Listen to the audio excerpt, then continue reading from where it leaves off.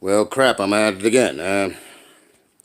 So, uh, I want to speak out about what that criminal in the highest office keeps going on and on and on. And so, and I specifically use criminal for a reason. And if you look at my videos, you'll see why I call him a criminal. And so the Republican Party is a party of legitimate criminals. That's what they are. But Trump's whole haranguing is a vile an attack on us collectively. His lies are not lies; they're crimes. In the position that he holds, lying is a crime because he is holding court in the court of America, and America is the people. I keep saying, the country is not the infrastructure, it's not its military, it's not its government, the quote-unquote government, the ones that are elected into positions. The government is the people. So he's talking. One of the things that he states is all these drugs are coming into the country from the southern border. And yes, there is drug trafficking through the southern border. There is no ifs, ands, buts about that. But the opioid crisis that we face here in this country, in our country, was done by the quote unquote legitimate business, by the legitimate family of criminals who started the opioid epidemic. Going back, way back in history, to the heroin wars with China. That was geared so that the legitimate people could traffic in heroin and cocaine and other opioids. They were trafficking in drugs. Let's go a little bit further into the future and what's happening in Afghanistan, where we have U.S. military personnel guarding opium fields in Afghanistan. Once again, it's the legitimate people who are doing business of trafficking in drugs. But this has been going on for centuries. The British government trafficked in drugs, going back to the time when there was an actual queen, a monarch, a true monarch. When Spain and England were at war, and it was a privateer, a pirate, who convinced, and I use that very, very sarcastically, convinced the ruling monarch to commit crimes which later in history and not to do war on China, getting Hong Kong, possession of Hong Kong, for 100 years. Again, another example of government and the legitimate people trafficking in drugs. The thing that puts so many millions of us into jail.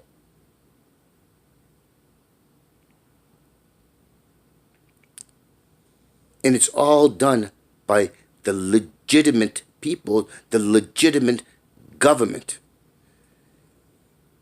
When illegality of it is stated in the very laws, legislation, rules, and statutes. Why we have a DEA. Why we have a war on drugs. But they are exempt from the very laws, statutes, and regulations that they have put into policy. Where are these legitimate people when it comes to paying for the crimes that they commit under the umbrella of legitimacy? That is why things are unequal. That is why Trump is a liar. That is why the Republicans are a liar. That is why the corporate criminal Democrats are liars. That is why they are treasonous. Because they are making millions suffer for the very policies, laws, and legislation that they have enacted. They are committing crimes against the people, which affects all but those who are exempt, and they include themselves in the exemption. So they are in fact treasonous criminals, the worst of the worst. When they use gerrymandering, much like how all these stories with the Republicans, the Democrats do the same, exact same. Oh, it may be worded differently, but they do the exact same. Prime example, Jimmy Dore just did a recent story about how in Northern California they have an offshoot of the DNC. You know, it just says there's the DCC, which is basically the offshoot of the DNC, and how they use gerrymandering tactics to keep the corporate political criminals in charge. And they get direct bribes and direct money and other things that enrich them, which gives them power and influence. That is a crime. That is what organized crime states. The laws for organized crime. That makes them organized criminal outfit. Watch the story on Jimmy Dore.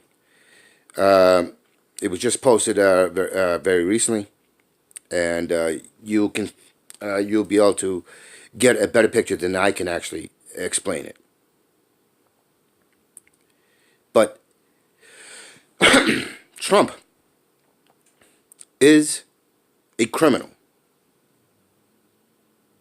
Kamala Harris, she is a criminal. She's not a progressive, she's a criminal. Because she has taken bribes, because she enables and perpetuates, that makes her a criminal. And what makes it worse is that she has legitimacy. And if you've watched my video previously, which was posted not too long ago about why I use the words treason and other that people will say is hyperbolic or metaphorical, then you can understand why I call them what they are. Because I am stating a fact, not hyperbole, not fiction, not metaphor. It is, in fact, what is taking place. The fact that we do not have a real world application where we can, as the people, the plural majority, to take actions that can take out these criminals and get them to resign, that in itself is something else that contributes to their criminality, because they have written policies and legislation that prevent it or subvert it.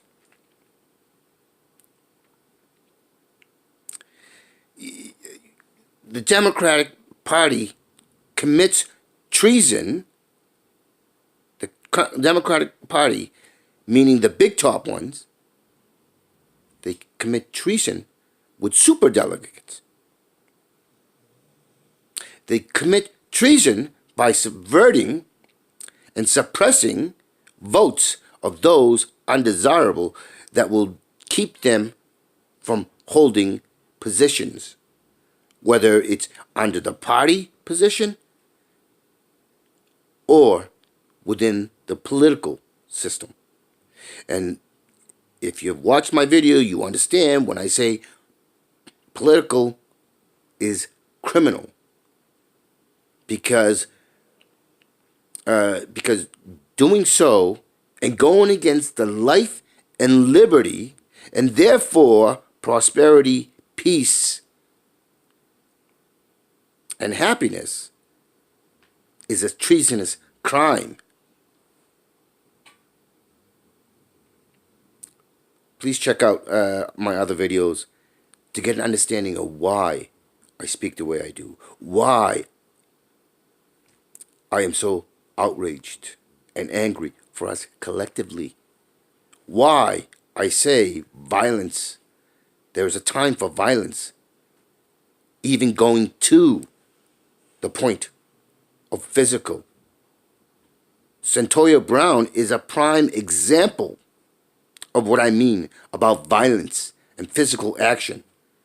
There is a time when violence and physical action is necessary. Otherwise, it continues and perpetuates, and millions upon millions of us suffer under this oppression, where millions of us suffer when physical suffering up into including our unjust deaths at the hands of the policies that these criminals put out. That is treason. And we are culpable for those treasonous acts. The crimes against us as a collective. Going back towards a time when they had Jim Crow laws, even though we had gone to a war to free black Americans, to abolish slavery. That is a treasonous act. And it doesn't matter if there was a bipartisan consensus.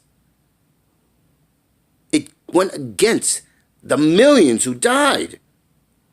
And the fundamental reasons why there was a civil war.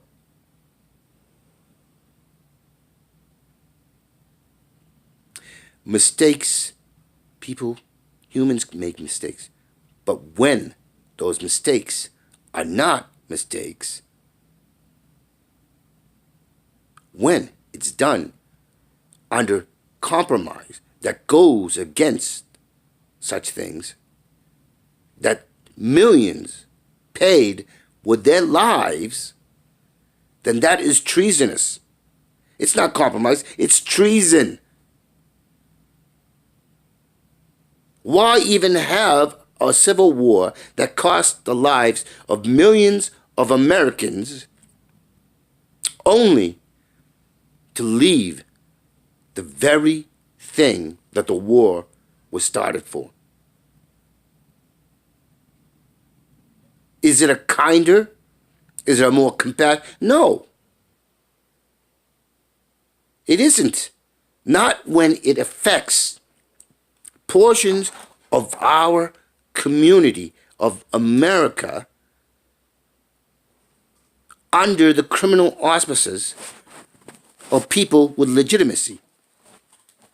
That is treason. That is crime.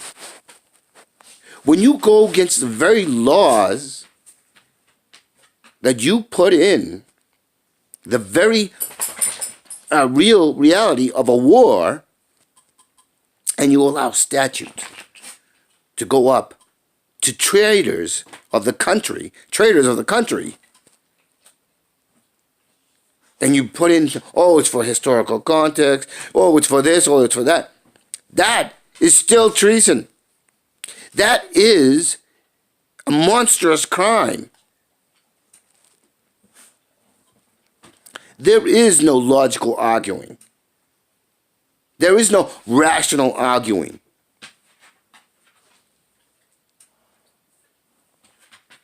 These must be apparent.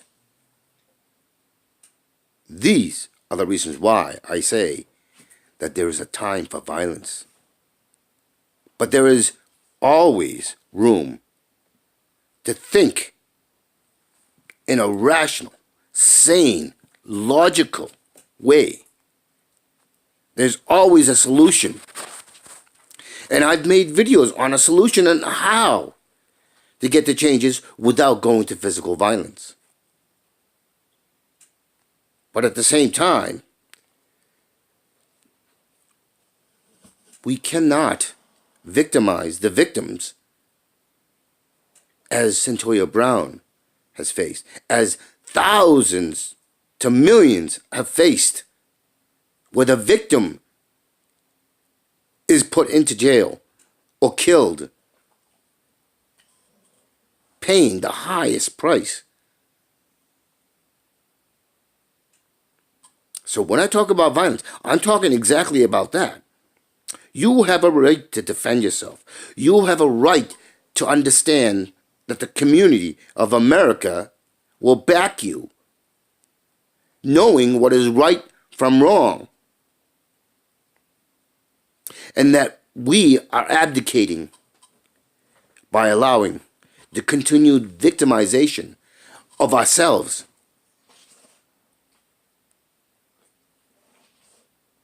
That is the fundamentals of what I call natural common law, what I state as natural common law. You have a right to stand your ground, and you have a right to expect your fellow Americans, your fellow humans, to stand up for you.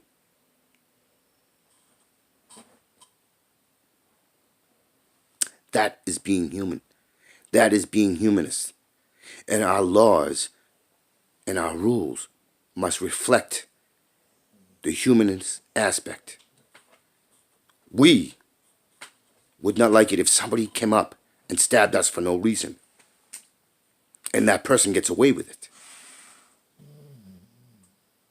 We would not like somebody just walking in and saying, oh, I'm going to take this from you, and there's nothing you can do about it.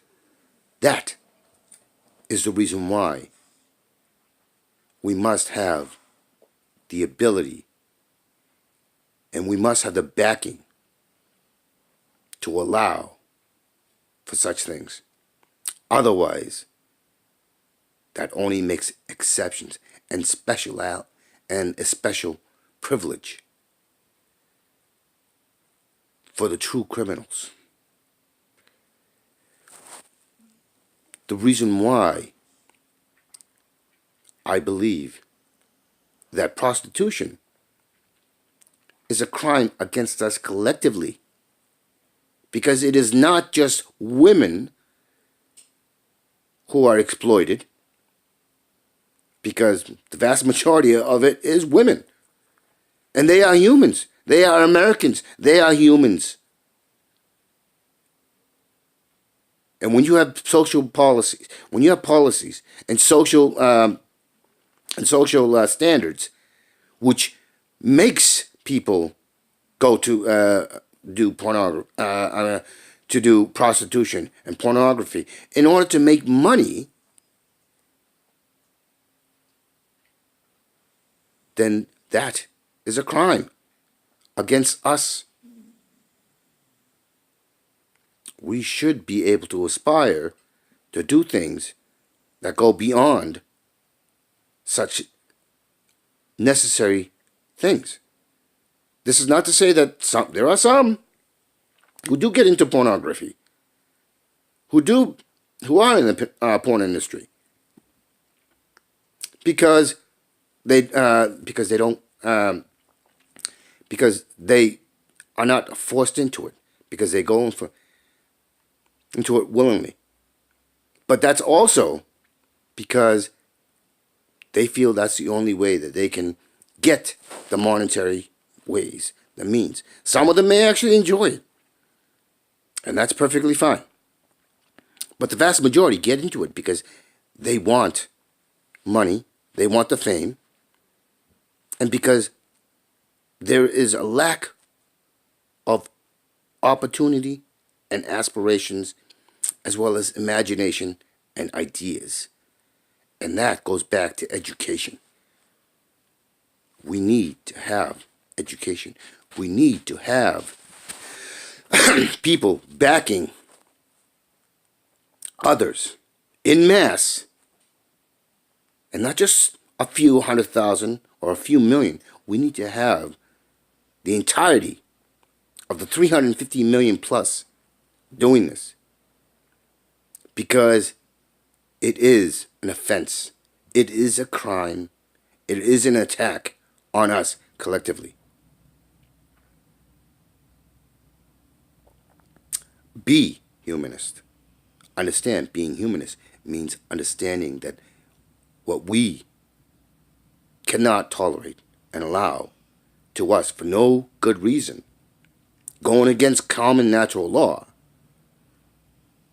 going against the golden rule, which sits with supremacy in common natural law, is, in fact, going against us collectively.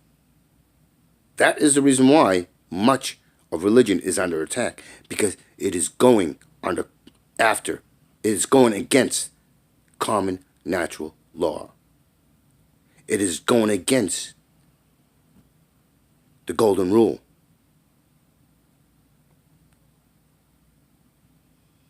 And that's criminal. Thank you for your time.